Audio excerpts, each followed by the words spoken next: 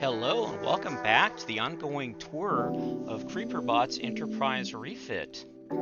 As we continue the tour, we're up here in the saucer section. I'm trying to take it all in. It's a massive deck. Please do, yeah. And I'm working my way towards the back rec area. You can see the Oh escape yes, we pod should sitting definitely take a here look at that. Yep, more escape pods here. in the These corridor ones, hose. these escape pods would blast upward, and then there's on the deck below us, there's escape pods that would blast downward. Yep, they have explosive hatches. So you may not see Yeah, them from the exterior, but know that the paneling breaks away. and then there'll be a better entrance. I just don't have it really built yet, but these are my RCS systems right here.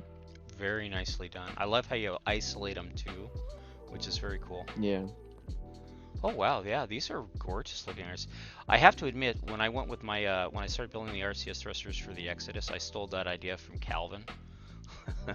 So Oh, yeah, on the D or the various versions of the D, he's got some crazy RCS yeah, systems, so definitely a big inspiration. he is very attuned to how detailed he puts into his systems as well. Well Yes. worthy of borrowing from. Wow. Yeah, here you can see some of the, these are what the windows will actually look like in the corridor as you're walking along. This is the finished one. Yeah. Transparent And aluminum then on it, them. yes, exactly. Aluminium. Ooh, I like what you did here. Yeah, so as you're walking down the corridor, you can step into this sort of open lounge, again, 70s orange. Very nicely done. Yeah. Here, this is this main saucer cargo complex. Got some storage bays in here. And we've got the actual main cargo room here with absolutely enormous cargo hatch right here. Yeah.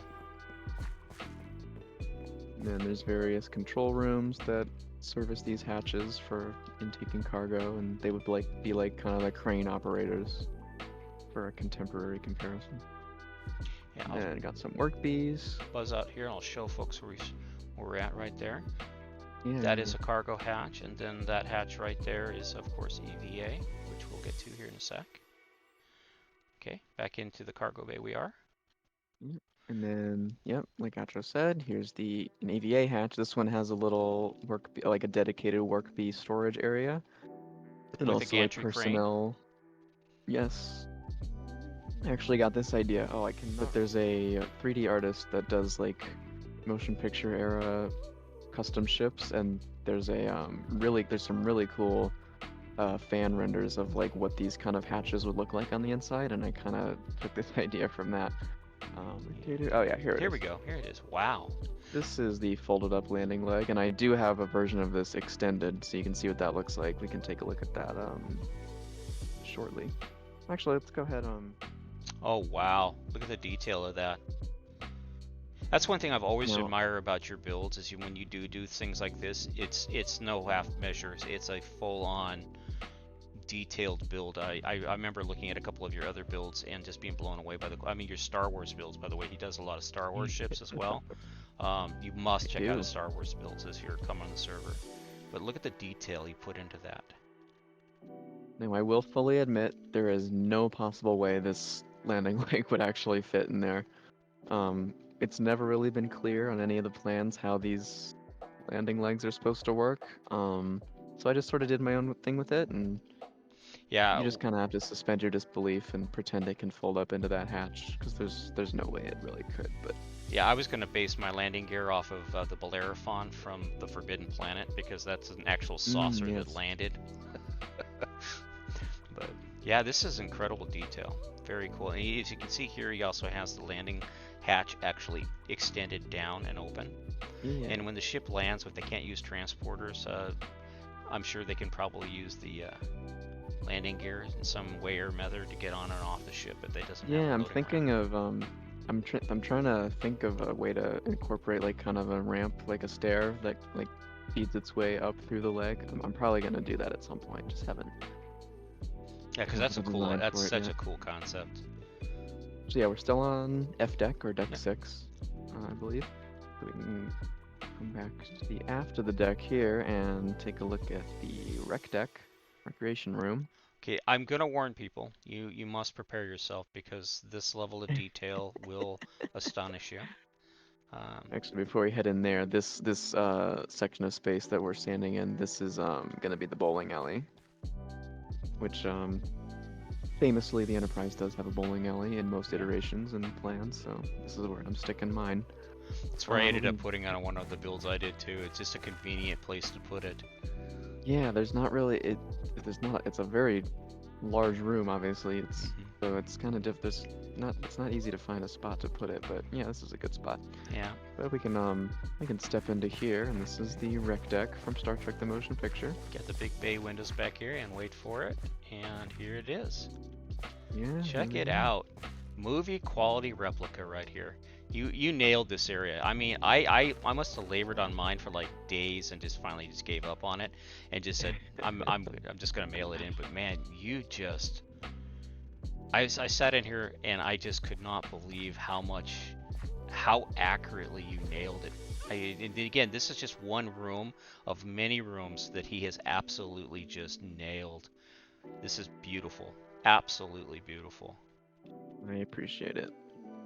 But yeah, so in the movie, like Kirk comes out of this turbo lift and he steps through this doorway, and then he like gives his speech on this little podium and stuff.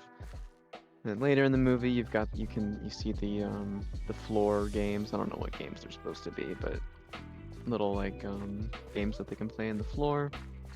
Then you've got kind of another little speech podium here, and then you've got, of course, got the lineage of enterprises, which in the movie they're photographs, but I sort of did my own interpretation using the models we have on server. Um, and then I will admit this room is smaller than it's supposed to be in the film because this back wall here should really extend the way I'm looking much further, but because of the curve of the bottom of the saucer, there's not a way to make it movie accurate and then also not have the floor be completely flat. So Yeah, we are I kind using of square pushed this blocks, wall so in. yeah, Yeah. limitations of those also inhibit a lot of sizing issues. But due to the larger scale of this build, it feels kind of the correct size, even Yep. though it is a bit smaller. Um, and then two turbolifts here. These feed up into the rest of the turbolift system, of course. Then we can come through here. It's very up in the air on what it is. It's called the impulse deflection crystal on most plans, but in some of the recent ships, like in Picard and even on the NX, there's similar details that are called a warp governor. So I'm sort of using it as all of the above. It's kind of just a generic greebly tech component that Yep. does whatever you want it to. It doesn't really matter. Um, but actually, yeah, this is a good opportunity to look at the impulse bay because we actually skipped this on that deck. I totally forgot about it. Um, yeah, there's a lot going on in here. So You have used the space absolutely brilliantly. I mean, here again, this is all just so much to take in, but just take there's a Mr. look at Blissful. this room. It's just beautiful. Thank you. So yeah, oh yeah, so earlier when we saw those EPS conduits that curve around the whole saucer and attach to the phasers, this is basically where they originate. So it stems down into this junction and then stretches across here and then comes into this component.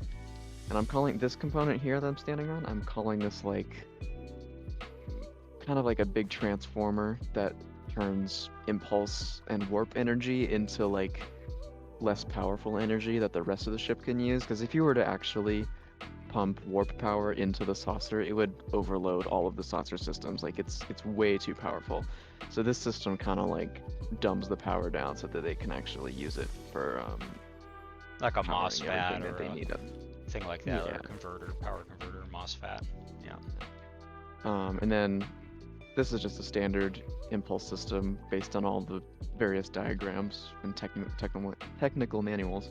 So you got the fusion reactors that feed into the drive coils, and then that feeds back here out the aft thruster, which is of course the red things on the back of the saucer. Again, look at look at the gradient color of that impulse engine too. So as you fly back, it actually looks like it's lit.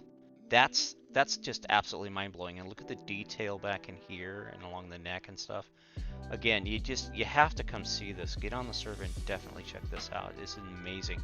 Even on the inside of the Impulse engine here, as I fly through here in spectator mode, you can see all the details for the burn chamber, the expansion, and all that, Yeah. you know, port and rocketry stuff. So very nicely done, Creeper. My gosh. Yeah. And then This is the main transporter deck, so this is where most of the transporters are. So coming through here, and here we are, transporter room. Directly inspired from the motion picture one. very nicely You've done. got these Very nicely done. super greebly floors in the movie, which are like definitely a tripping hazard, but it's accurate, so I wanted to keep Yeah, and it. it was so hard to pull it off without this resource pack, and then with the resource pack, you just nail it. You just absolutely nail it. Otherwise, it's half Yeah, slabs and stairs, you know. Yeah, we've got so many new tech blocks and stuff. We actually have So transporter pads, people. Finally. yeah. Now, did you follow any particular set of deck plans when you did this, or is this, you know, unique to the design that you chose? Yeah, so this is my own set of plans, pretty much all me. However, I did take very loose inspiration from like all of the different sources. So you got the two sets of strategic design plans. You've got the Mr. Scott's Guide to the Enterprise plans. And there's some fan-made ones around here. So basic things like the transporters here, this is where they are in like almost all of the plans. So I kept them in this rough location, but the actual like corridor layout around them is like kind of unique to mine. Very cool. Very cool. And then you've got things like obviously there's things that are gonna be consistent throughout all the plans, like the cargo bays. Those are never gonna change. But yeah, the corridors that themselves are pretty much all me. Yeah, exactly. And then coming into here, we've got the emergency transporter, which I was talking about earlier. Wow. Yeah. Look at the So scale of that. That, I mean, definitely this is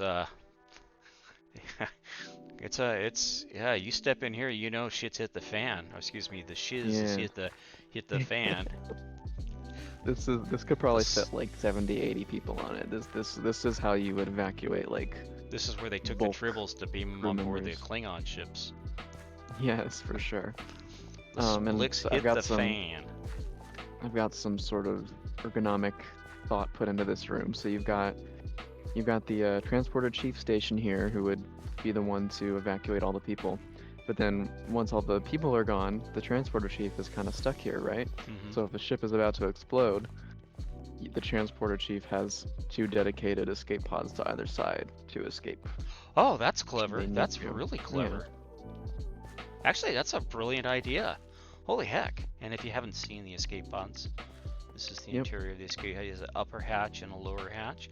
So if you have Yeah, to, you know, vent something into space because somebody had the Galaxy Gasser burrito, you definitely want to hold your breath, or you can vent it out. I would vent it out Yep, because that's what they're torture. for. And then This'll, of course, here's the wow. sickbay complex. Yeah, getting the shape of sickbay is very difficult, but I think you're nailing it This here. was so difficult. It's because it's two opposite facing rings of beds built at 90 degrees Mm-hmm. in Minecraft. It's not easy, but this is I think I did okay. I think it looks good. I mean, Um, definitely, when I came in here, it just first thing that popped in my mind is he's got that shape down. It's going to be hard to get yeah. the wall because you know he has that ribbing on the walls and Yeah. stuff. But with I'll the probably block, have to make some sacrifices for the wall design, but yeah, it'll be a lot easier to do because he does have a lot more blocks to choose from than we did with vanilla. yes. So if he can pull it And off, if you it's come going to be over, cool. come over to this side, this has some more beds, and then there's also a little very mini emergency transporter, so you can beam directly into sick bay if you need to. And out. And of course, this is inspired by Strange New Worlds. Yes. Good show, by the way. Very good show. It is a good show. But then right here, this is actually a Blue Phobes design system. He was practicing working on some system designs, and I loved this one. I thought it looked really cool. It is a So very what I'm nice. using what I'm using this as, this is kind of the main fabricator generators that I that was would just feed thinking it into looked all like of a the. 3D fabricator, you know? It's just like, Yeah, doesn't it? yeah. It's perfect. So this is what powers all of the early replicators on this ship, and it's also right next to the tailor, so that they can like fabricate new uniforms and stuff if they need to. So yeah, kind of a big 3D printer that feeds itself throughout the ship so that they can Yeah, make new it's close to the components and whatnot. quartermaster's office and everything else. You need what? Yeah. Boy, we don't make that on this spaceship. We'll have to order out for that. It'll arrive Tuesday. Alright, folks, we'll catch you in the next part of the video. We get to continue touring the saucer section of the Enterprise refit with CreeperBot.